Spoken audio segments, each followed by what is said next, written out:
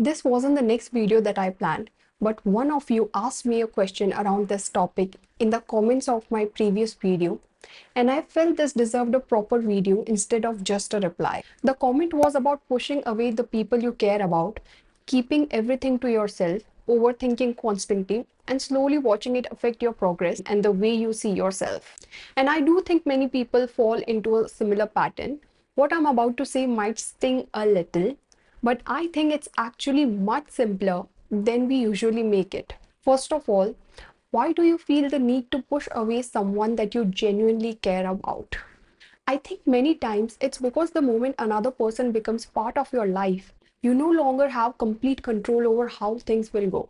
They're involved now, they have their own thoughts, they have their own emotions, they have their own decisions. And suddenly life doesn't depend only on you anymore. That uncertainty creates stress. And when the mind doesn't know how to deal with uncertainty, it starts searching for control. It quietly says, maybe it's better if I stay away. If I don't get too close, I won't have to deal with things that are outside my control. It feels like protection, but over time, it slowly becomes isolation.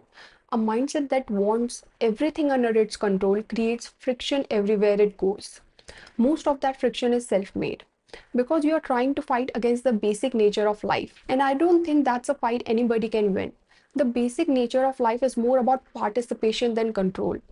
Learn to be in tune with this, and life becomes much lighter. Now, the question becomes, how do you actually build that mindset? Start participating in things you are worst at. Do the things where you have absolutely no strength, where there is genuinely no way you can control the result. Play a sport, try art, play house games, do anything where you're completely okay not being the center of it all. Not because you're trying to be good at those things, but because you're teaching your mind something much more valuable. That life can still be enjoyable even when you don't control how it turns out. And once your mind learns that in small things, it slowly carries that understanding into the bigger things, including your relationships as well. Even friendships are not about perfect equations between people. They're just about someone who witnesses your not so perfect life and you witnesses theirs. Personally, I have friendships that are over 15 years old, but whenever we meet, we rarely talk about our biggest achievements. Most of the time, we laugh about some random silly thing that happened years ago. Nothing extraordinary, just something that only the two of us would understand because we got the chance to participate in that moment of life together. And that ordinary moment quietly became meaningful. I think somewhere along the way, we have started believing relationships have to be extraordinary and perfect to become valuable. But that's not true. Most meaningful relationships are built through ordinary moments that nobody else remembers. Participation creates those moments. Control never does. If you keep believing that staying away means nothing can touch you, you will slowly spend more time living inside your head than in the real world. When you stop participating in life, your mind slowly becomes your entire world. And life was never meant to be lived inside your head. Take it light because the things you're worrying about the most today probably won't matter 5 years from now. And after 5 years, the things you're worried about then probably won't matter in another 5 years either.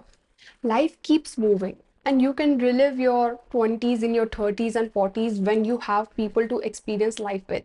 It's beautiful. Not everything in life has to be technically analyzed.